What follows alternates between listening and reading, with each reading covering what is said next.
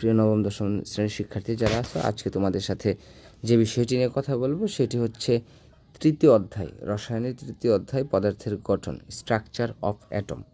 Structure of atom নিয়ে আজকে তোমাদের সাথে কথা বলবো। আর এই প্রসঙ্গে আজকে আমাদের টপিকটা থাকবে, আমরা প্রত্যেকটা লাইন ধরে ধরে পড়বো এবং কোনগুলো আমাদের এমসিকিউ হিসেবে পরীক্ষায় আসার উপযোগী, অথবা এমসিকিউ হিসেবে আসলে সেগুলো কোন প্যাটার্নে আসবে বা ঘুরিয়ে পেঁচে কীভাবে আসতে পারে, সেই প্রসঙ্গগুলো নিয়ে আজকে কথা বলবো।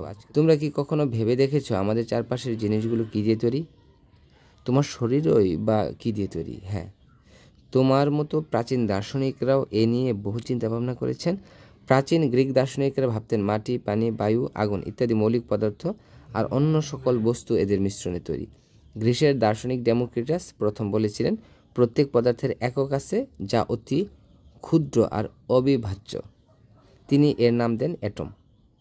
তাহলে এখানে একটা গুরুত্বপূর্ণ বিষয় মনে রাখার মতো, সেটা হচ্ছে যে প্রথম অ্যাটম শব্দের নামকরণ কে করেন এবং অ্যাটম শব্দের অর্থ কী। দেখো এখানে লেখা আছে, গ্রিক দার্শনিক ডেমোক্রিটাস প্রথম বলেছিলেন প্রত্যেক পদার্থের একক আছে যা অতি ক্ষুদ্র আর অবিভাজ্য। তিনি এর নাম দেন অ্যাটম। কোনো বৈজ্ঞানিক পরীক্ষা দিয়ে এটি প্রমাণ করা সম্ভব হয়নি বলে এটি কোনো গ্রহণযোগ্যতা পায়নি। তাহলে এখান থেকে তোমাকে মনে রাখতে হবে যে গ্রিক দার্শনিক ডেমোক্রিটাস, অর্থাৎ ডেমোক্রিটাস কোন দেশের দার্শনিক? গ্রিক। এবং তিনি কি বলছিলেন? তিনিই প্রথম বলেছিলেন প্রত্যেক পদার্থের একক আছে যা অতি ক্ষুদ্র আর অবিভাজ্য। এই পদার্থের অবিভাজ্য কণার ধারণা প্রথম কে দেন?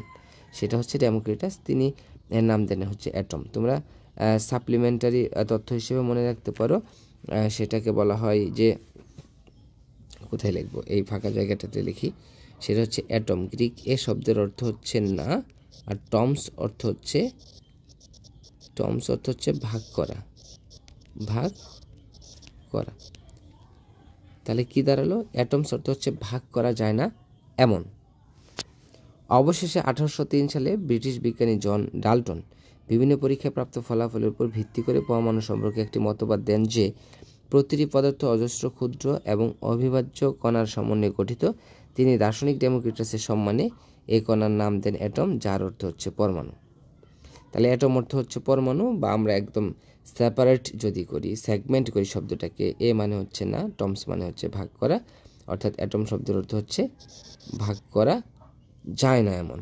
অপরদিকে আমরা ডেমোক্রিটাসের কাছ থেকে যে ধারণা পেলাম, তখন বললাম যে অ্যাটমস মানে হচ্ছে পরমাণু।